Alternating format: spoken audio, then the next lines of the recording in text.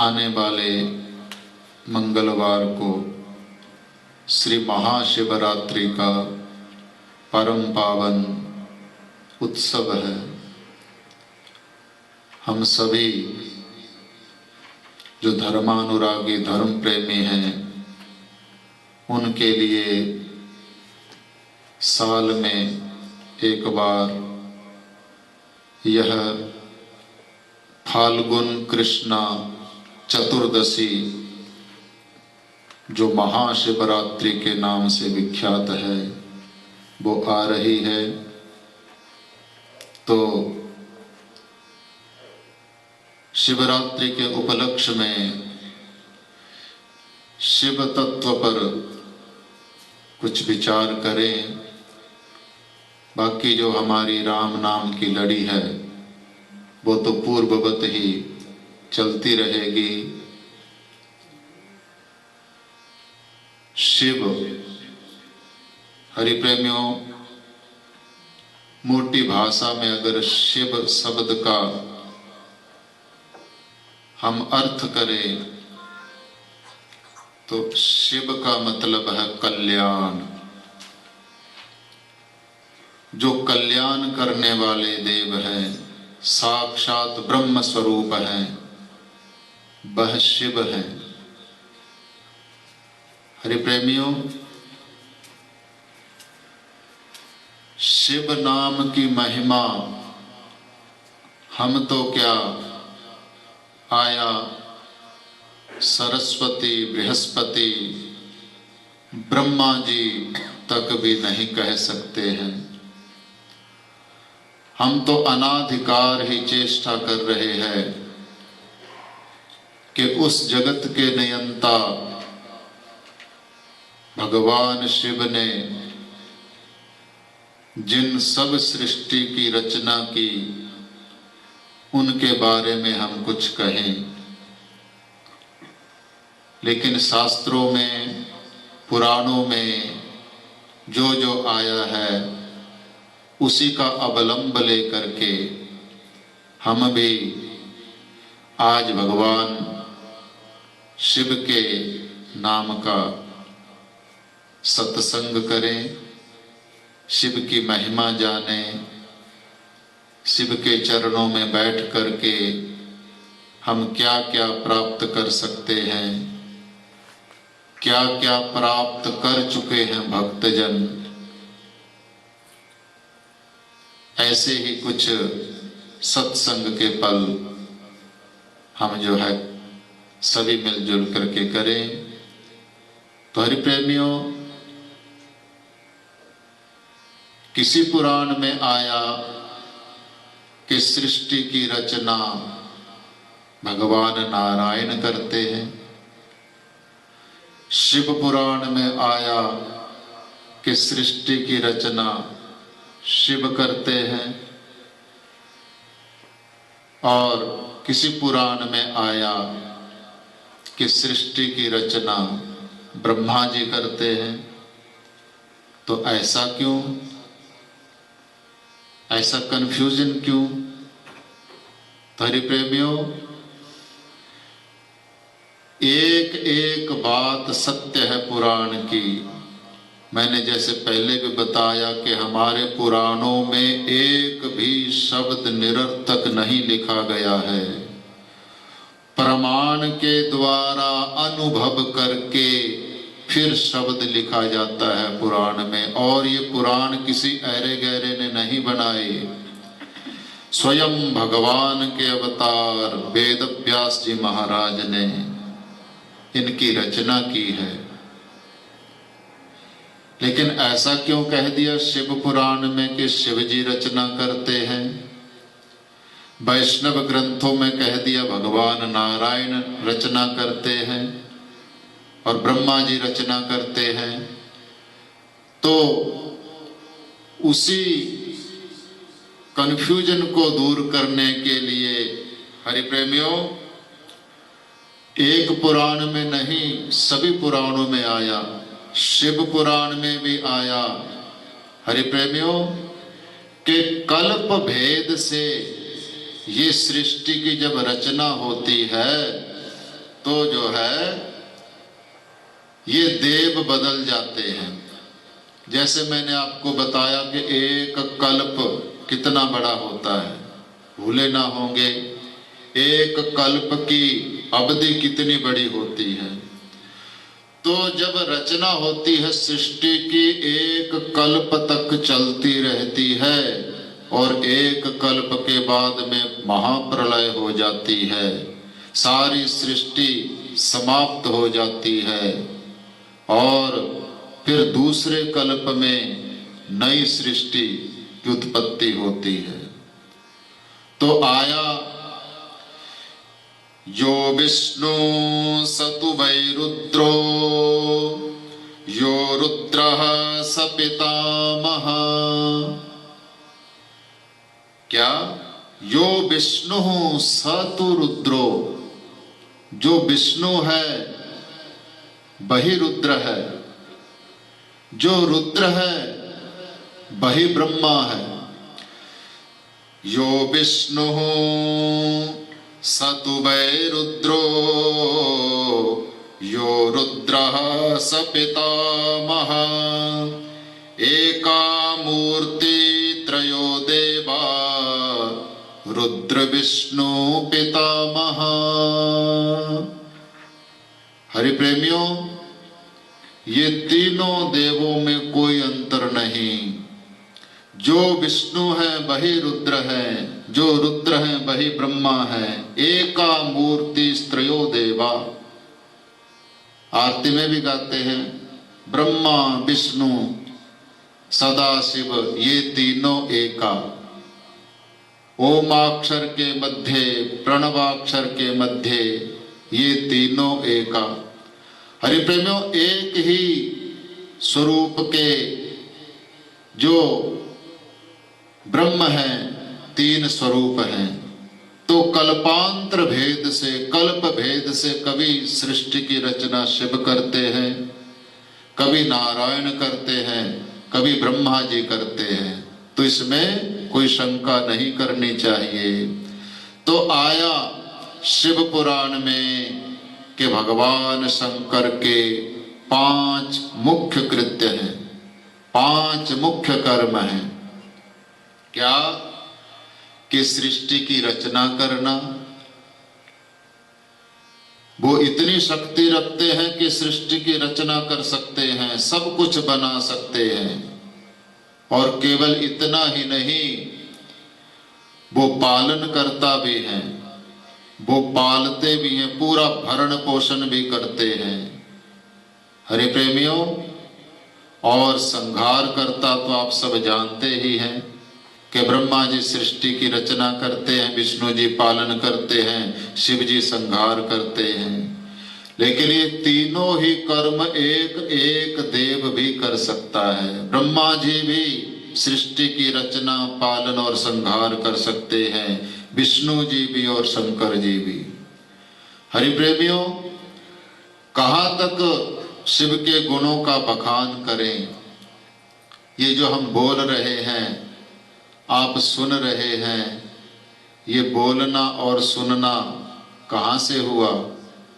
हरि प्रेमियों, ये भगवान शंकर ने जो है अपना डमरू बजाया था कैलाश पर, उससे 14 सूत्र बने हैं। हमारे ऋषि मुनियों ने उनमें केवल निनाद हुआ, भगवान शंकर के डमरू से 14 बार डमरू बजाया था भगवान शंकर ने, जिनको व्याकरण के सूत्र कहते हैं। संस्कृत में व्याकरण के सूत्र बोला गया, उन्हीं से संस्कृत भाषा का प्राकट्य हुआ। हमारे ऋषियों ने व्याकरण रच डाला कि भगवान का कोई भी कर्म निरर्थक नहीं होता है, कोई ना कोई कारण लेकर के होता है। तो इस गूंगी सृष्टि को वाणी देने वाले, शब्दों का दान करने वाले स्वयं भगवान शंकर हैं। नृता बसाने नटराज राजो ननाद ढक्काम नव पंचवारम। भगवान शंकर ने, हरि प्रेमियों, तांडव नृत्य करते हुए ननाद ढक्काम नव पंचवारम, अपने डमरू को बजाया था 14 बार, जिससे 14 सूत्र निकले संस्कृत के, और उसी से जो है संस्कृत भाषा जो है हमारे संसार में आई। पाणिनि महाराज, ऋषिराज पाणिनि जी हुए हैं व्याकरण के, उसको हरि प्रेमियों लघु सिद्धांत कौमुदी पढ़ाया जाता संस्कृत के विद्यार्थियों को, तो पाणिनि भाष्य, पाणिनि व्याकरण के नाम से आज भी वो विद्यमान है पुस्तक लघु सिद्धांत कौमुदी। तो वहां से संस्कृत का जो है हरि प्रेमियों व्याकरण चला, और आप रिसर्च करके देखना, इस संसार की, इस वर्ल्ड की सबसे पहली भाषा है संस्कृत भाषा। उसी से समस्त भाषाएं निकली हैं। संस्कृत सभी भाषाओं की जननी है। तो हरि प्रेमियों, भगवान शंकर के 5 मुख्य कर्म हैं। सृष्टि की रचना करना, सृष्टि की पालना करना, सृष्टि का संहार करना, और चौथा काम है तिरोभाव करना, और 5वां है अनुग्रह। हरि प्रेमियों, अनुग्रह है, जैसे भगवान को कहा कि भगवान शंकर मृत्यु के देवता हैं, संहार करता है। हरि प्रेमियों, हम उनको कहते संहार करता है कि वो संहार कर डालते हैं, लेकिन वास्तव में वह अनुग्रह करते हैं, कृपा करते हैं। जब मनुष्य का शरीर जर्जर हो जाता है, वृद्धावस्था आ जाती है, चलने फिरने योग्य यह शरीर नहीं रहता है, न खा सकता है, न पी सकता है, परिवार वाले भी सेवा कर करके जब थक जाते हैं, हरि प्रेमियों, तो भगवान शंकर उसको अपनी शरण में ले लेते हैं। उसका वह जर्जर शरीर लेकर के उसको नया शरीर प्रदान कर देते हैं। यह अनुग्रह है भगवान का, यह दंड नहीं है कि दोबारा फिर बेटा मैं तुमको नया शरीर देता हूं, ले इससे तू पूर्ववत जो है सभी क्रियाएं कर।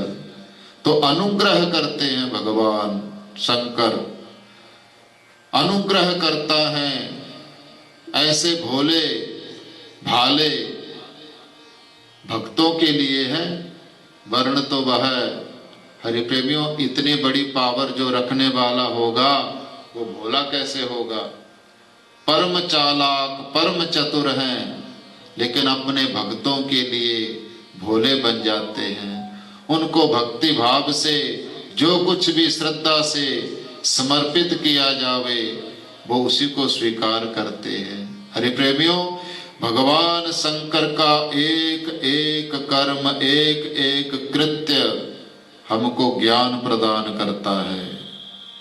हरि प्रेमियों, एक एक उनके कर्म से हम ज्ञान लेकर के बहुत ऊंचाई तक, बहुत आगे जा सकते हैं, भगवत प्राप्ति तक कर सकते हैं।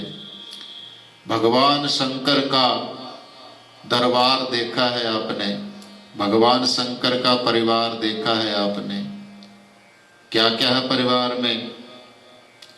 स्वयं भगवान शिव, उनकी अर्धांगिनी माता पार्वती, 2 पुत्र हैं कार्तिकेय जी और गणपति जी। हरि प्रेमियों, ये परिवार है भगवान भोलेनाथ का। और भोलेनाथ की सवारी है स्वयं नंदी जी महाराज, माता पार्वती की सवारी है शेर। जहां कहीं जाते हैं माता शेर पर सवार होकर के जाती है। गणपति जी का वाहन है मूषक और कार्तिकेय जी का वाहन है मोर। भगवान शंकर अपने शरीर पर, विग्रह पर भस्म धारण किए हैं और गले में क्या पहनते हैं, सर्प। तो हरि पे में विचार किया जावे, जो भगवान के परिवार में जो जो सदस्य हैं, जितना भी परिवार है, उनके आपस में बारे में अगर गुणों का विचार किया जावे तो सामने क्या निकल के आता है। हरिप्रेमियों, पहले वाहनों को ले लो। भगवान का वाहन है नंदी और माता का वाहन है शेर। तो बैल और शेर का जन्म सिद्ध वैर है, आपस में शत्रुता है। और सर्प का और चूहे का आपस में जन्म सिद्ध वैर है। मोर और सर्प का आपस में जन्म सिद्ध वैर है। हरिप्रेमी, जन्म सिद्ध वैर होते हुए भी ये एक छत के नीचे रहते हैं, एक कुटिया में रहते हैं। हरिप्रेमी, क्या इससे हमें ज्ञान मिलता है? भगवान क्या दर्शाते हैं कि मेरी प्राप्ति जो है मन से बैर की भावना को भुलाने से होगी। मैं ना तो बहुत बड़े पूजन से प्रसन्न होता हूँ, ना बहुत बड़े जजन से प्रसन्न होता हूँ। हरिप्रेमियों, कहते हैं कि भगवान पे एक लोटा जल का चढ़ा दो हर हर महादेव कहते हुए, और जो है वो प्रसन्न हो जाते हैं। हरिप्रेमियों, भगवान ने कहा मैं प्रसन्न उन पर होता हूं जल का लोटा जो डाल करते हैं, और कहते हैं कि जल का लोटा डाल देने मात्र से शिव प्रसन्न हो जाते हैं। किन पर होते हैं? जिनकी मन से बैर भावना भुला रखी हो, वो फिर शंकर को कुछ भी दे देवे वो उसी से प्रसन्न है। अगर मन में द्वेष भाव है, बैर की भावना है, तो फिर लोटा क्या, फिर तो जितनी मर्जी बाल्टियां उड़ेल दो वो प्रसन्न होने वाले नहीं है। हरिप्रेमियों, भगवान शंकर के शरीर पर लगी हुई विभूति वैराग्य का प्रतीक है। संसार से वैराग्य को अपनाओ तो शांत हो जाओगे। जैसे शिव परम शांत हैं। हरिप्रेमियों, रहते कहाँ हैं? कैलाश पर। कोई बहुत बड़ा कोठी बंगला तो नहीं बना रखा। पहनते क्या है? एक मृगशाला। हरिप्रेमियों, मन में संतोष है, जो है वैराग्य है मन में, तो परम शांत है। तो वैराग्य को अपनाओगे तो शिव के जैसे शांत हो जाओगे। हरिप्रेमियों, और सर्प काल का भी प्रतीक माना गया है। सर्प को काल का प्रतीक माना गया है। काल को हमेशा याद रखो। हरिप्रेमियों, ये ना सोचो कि अभी तो 60 के हुए हैं, अभी तो 50 के हुए हैं। हरिप्रेमियों, इस जीवन का अगला क्षण क्या होने वाला है यह भी गारंटी नहीं है। यह मानव चोला परम दुर्लभ है, लेकिन इसमें बहुत बड़ी कमी क्या है कि अगले क्षण का पता नहीं कि अगले ही क्षण हमारे साथ क्या होने वाला है। इसलिए काल को हमेशा याद रखना चाहिए। भगवान भोलेनाथ का जो दरबार है, ये हर एक भगवान का कर्म, हर एक वस्तु हमें जो है आगाह कर रहा है, ज्ञान प्रदान कर रहा है। शिवरात्रि का महापर्व आ रहा है।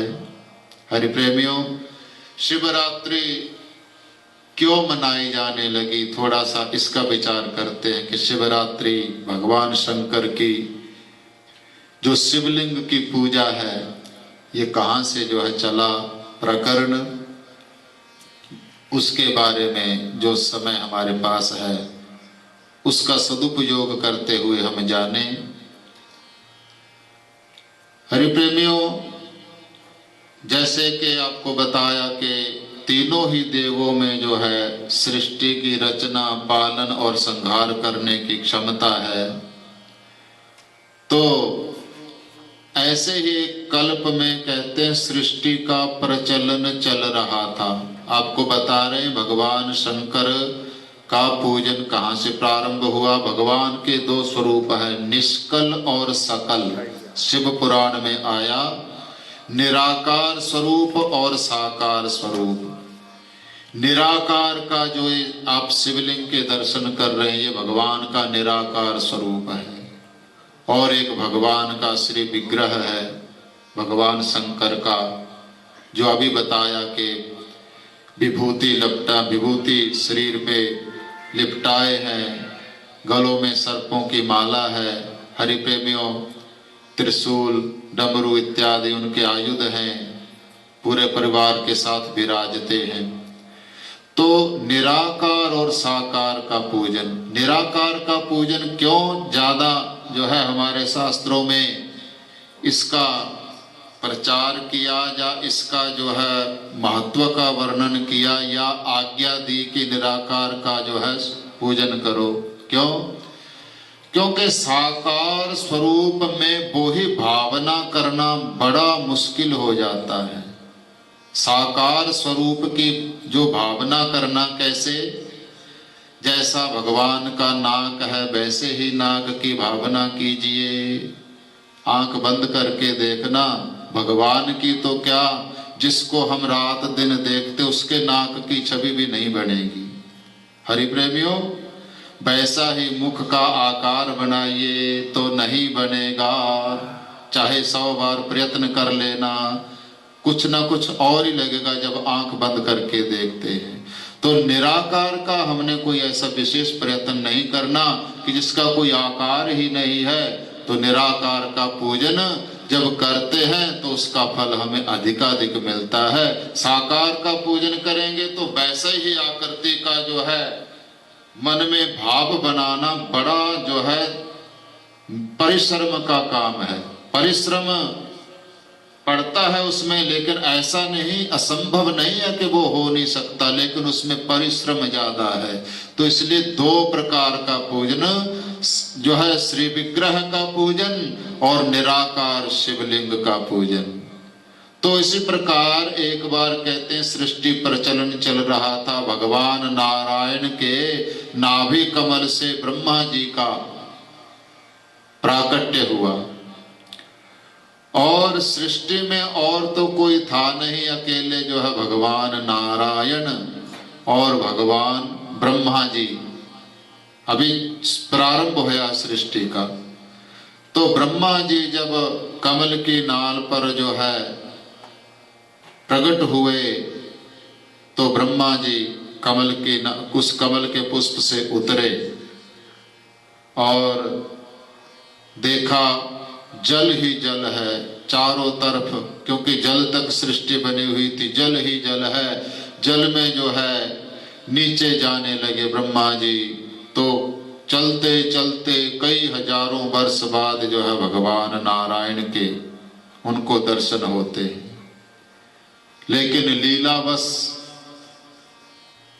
भगवान ब्रह्मा जी ने नारायण को कहा कि हे पुत्र, तुम कौन हो?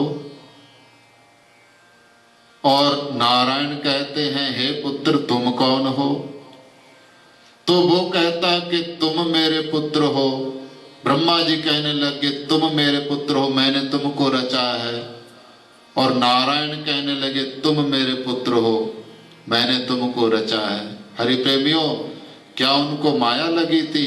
ये तो सृष्टि का कल्याण करने के लिए, हमारा जीवों का कल्याण करने के लिए ऐसी लीलाएं करते हैं भगवान। तो इस प्रकार कहा कि मान लो तुम मेरे पुत्र हो, मुझे प्रणाम करो।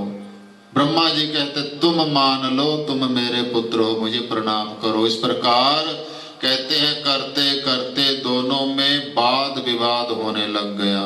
वाद विवाद युद्ध में बदल गया और एक दूसरे पर महान अस्त्रों का प्रयोग करने लग गए ब्रह्मा जी और नारायण।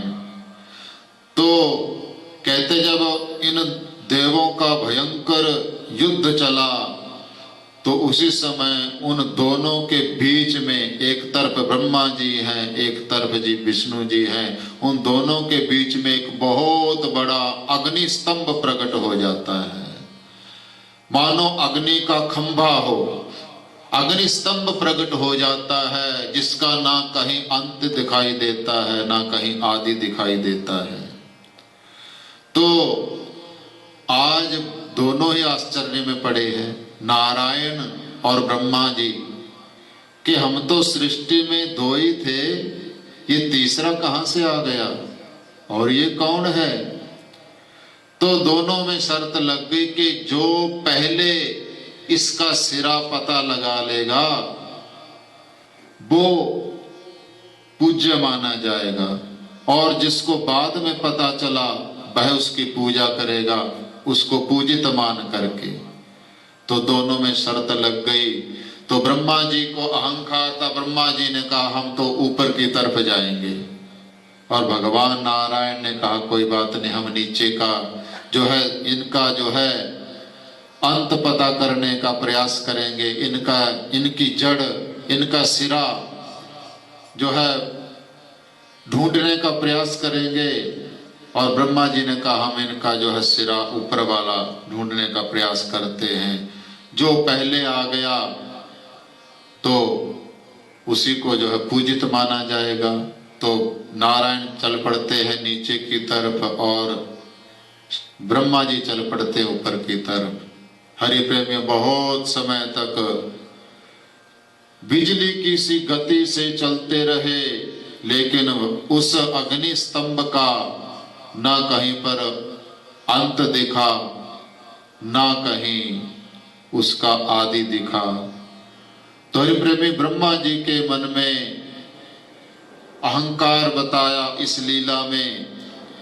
तो ब्रह्मा जी को सिरा तो दिखाई नहीं दिया, वहां पर एक केतकी का पुष्प दिखाई दिया ब्रह्मा जी को। और ब्रह्मा जी ने मन में विचार किया कि ये तो ऐसे हजारों वर्ष हो गए हैं, इनका जो है हमें और छोर ढूंढते हुए मिला नहीं, पता नहीं मिलेगा भी कि नहीं, कहीं वो नारायण कोई सबूत ना ले आवे और मुझे उनको पिता कहकर के उनकी पूजा ना करनी पड़ जावे। इसलिए आप इसको जो है बहलाते फुसलाते हैं, इससे काम लेते हैं। तो केतकी को कहा, केतकी के पुष्प को कहा कि ये पूरी जल की सृष्टि है, अकेला पड़ा हुआ है, मेरा कहा मानेगा तो मैं तुमको जो है बहुत बड़ी जो है समृद्धि प्रदान करूंगा, बहुत सुख तुम्हें दूंगा, मेरे काम कर दोगे तो। क्या महाराज कि मेरे पास आ जाओ, मेरी लगी हुई है शर्त, और वहां जाकर के तुम गवाही दे देना कि हाँ इन्होंने इस अग्नि स्तंभ का जो है सिरा जो है इनका प्रारंभ ढूंढ लिया है, इतना बोल देना। तो लालच में आकर के केतकी के पुष्प ने ब्रह्मा जी से हामी भर दी थी। और ब्रह्मा जी आते हैं, नारायण प्रभु को अंत नहीं मिला तो वो हजारों वर्षों बाद जो है पुनः उसी स्थान पर आ जाते हैं कि भाई इस स्तंभ का तो कोई अंत मिल नहीं रहा है। तो आते हैं जब उस स्थान पर जहां पर गए थे एक दूसरे को बोल करके, जब आए तो नारायण से पूछा मिला कुछ अंत? तो नारायण ने कहा नहीं, मुझे तो नहीं मिला इनका अंत। कहता मुझे तो इनका सिरा मिल गया ऊपर वाला, और मैं इसलिए एक गवाह भी लेकर के आया हूं कि कहीं तुम कह दो कि मुझे क्या विश्वास, तुम तो अपने तरफ से कह रहे हो अकेले, मैंने कौन सा देखा है, तो फिर मैं इतने हजारों वर्षों में तुम्हें दिखाने लेके जाऊंगा। तो मैं गवाह भी साथ में लेकर आया हूं, पूछो इस केतकी के पुष्प से कि देखा है ना मैंने सिरा? तो उसने हामी भर दी थी, हाँ मैंने सिरा देख लिया। इन्होंने जो है उस शिखर पर मैं बैठा हुआ था, उस शिखर से मेरे को उतार कर लाए हैं ये। तो हरि प्रेमियों, जब ऐसा कहा ब्रह्मा जी ने तो नारायण ने कहा ठीक है, मैं आपका पूजन करता हूं। और जब पूजन करने लगे थे तो उसी अग्नि स्तंभ से भगवान शंकर का प्राकट्य हुआ था। बोलिए उमापति महादेव की जय। अग्निस्तंभ से जो है भगवान शंकर स्वयं प्रकट होते हैं और आज ब्रह्मा जी को फटकारते हैं। हरि प्रेमियों, केतकी के पुष्प को भी फटकार लगाई थी और कहा कि असत्य भाषण करते हो। आया शिव पुराण में कि ब्रह्मा जी के जो है हरि प्रेमियों उस समय 5 मुख थे। तो जिस मुख से असत्य भाषण किया था भगवान शंकर ने उस मुख को काट डाला था अपने त्रिशूल से, 4 मुख शेष रख दिए थे। और केतकी के पुष्प को कहा था कि दुनिया के समस्त पुष्प मेरी पूजा में ग्राह्य हैं, लेकिन हे केतकी तूने असत्य भाषण किया है, इसलिए तुम कभी मेरी पूजा में जो है सम्मिलित नहीं हो सकोगे, कभी मैं तुम्हारे जो है तुमको स्वीकार नहीं कर सकता। दंडित किया जब केतकी के पुष्प को, केतकी का पुष्प जो है विलाप करने लग गया था, रोने लग गया था।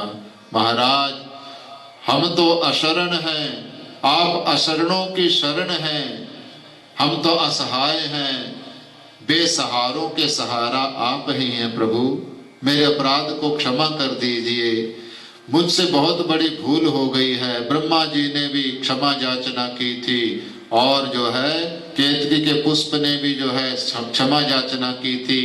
तो वो तो भक्तों को वरदान देने वाले हैं भोले बाबा, तो उन्होंने कहा था पूजा में तो तुम सम्मिलित नहीं हो सकोगे मेरी, हाँ लेकिन मेरे मंदिर में तुम्हारे पुष्पों का श्रृंगार जो कोई करेगा मैं उस पर अति प्रसन्न हो जाऊंगा। तो केतकी के पुष्प से श्रृंगार किया जाता है, केतकी का पुष्प भगवान की पूजा में ग्रहण नहीं किया जाता।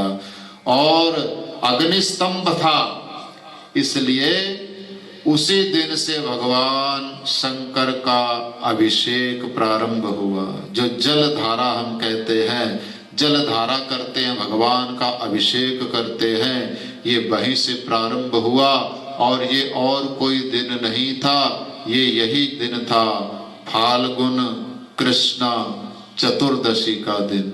यहाँ से भगवान के निराकार शिवलिंग स्वरूप का पूजन प्रारंभ हुआ शिव पुराण के माध्यम से। ये जो है महाशिवरात्रि का पर्व जो है भगवान शंकर के प्राकट्य का दिवस भी मनाया जाता है। और हम किस चीज और किसके लिए जो है और किसके लिए हम इनका जो है उत्सव मनाते हैं, तो जब सती ने अपना शरीर दक्ष प्रजापति के यज्ञ में समाप्त कर लिया था योगाग्नि के द्वारा, तो पार्वती माता का जब स्वरूप बना, पार्वती माता ने जब तपस्या की और पुनः भगवान शंकर के साथ माता पार्वती का जो विवाह संपन्न हुआ, तो वह भी इसी दिन ही हुआ था। तो इसीलिए रात्रि में 4 पूजाएं करते हैं भगवान शंकर की। पूरी रात जो है 4 प्रहर की 4 पूजाएं हैं। तो कहते हैं वह पूजन ही वह फेरे लिए थे भगवान ने माता पार्वती के संग, 4 फेरे, वही 4 फेरों की 4 बार पूजा भगवान शंकर की जाती है। षोडशोपचार के द्वारा वो भगवान के जो है भक्त जो है रुद्राभिषेक उस दिन करते हैं। हरि प्रेमियों, रुद्राभिषेक का क्या महत्व कहें।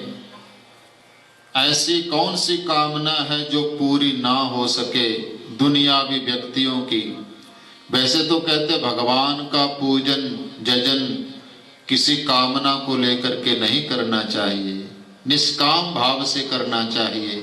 अरे उन्होंने मनुष्य चोला प्रदान कर दिया है, क्या ये उनकी कम कृपा है। 84 लाख योनियों में उत्तम मानव देह दे दिया, यही बहुत बड़ी कृपा है। ये हमारी जन्म जन्मांतरों की कामना थी जो भगवान ने पूर्ण कर दी है। तो फिर और क्या कामना शेष है जो भगवान से मांगते हो। उनका धन्यवाद करो कि आपने मानव चोला दिया, आपका शुक्र है, आपका धन्यवाद है। इस मानव चोले को पाकर के धर्म के साथ जुड़ करके हम भगवान की प्राप्ति तक कर सकते हैं। तो फिर भी कलयुग है, संसार में रहते हुए कामना कर ही बैठता है प्राणी। तो ऐसी कौन सी कामना है जो रुद्राभिषेक के द्वारा पूर्ण ना हुए, लेकिन उसमें भाव पवित्र रखने होते हैं, उसमें श्रद्धा पूर्ण रखनी होती है। श्रद्धा और भाव के द्वारा जिस कामना को लेकर के भी भगवान शिव का रुद्राभिषेक किया जावे, वह मेरे भोले बाबा अवश्य ही उसकी पूर्ण करते हैं। तो ये शिवरात्रि का परम पावन त्योहार 1 मार्च को इस मंदिर के द्वारा मनाया जाएगा। बाकी जो सभी कार्यक्रम हैं वो हमारे प्रधान जी आपको अभी बताएंगे। तो शिवरात्रि के उपलक्ष्य में ये थोड़ा शास्त्रों के माध्यम से जितना भी समय मिला हमको, वो हमने शिव तत्व के ऊपर आपके साथ विचार जो है साझा किया। भगवान भोलेनाथ की महिमा अपरंपार है, उनकी महिमा कोई गा नहीं सकता। ये तो जैसा कहलवाना चाहा उन्होंने 2 शब्द उनकी उपमा में हमने कहे। आज की सभा को यहीं पर हम विश्राम देते हुए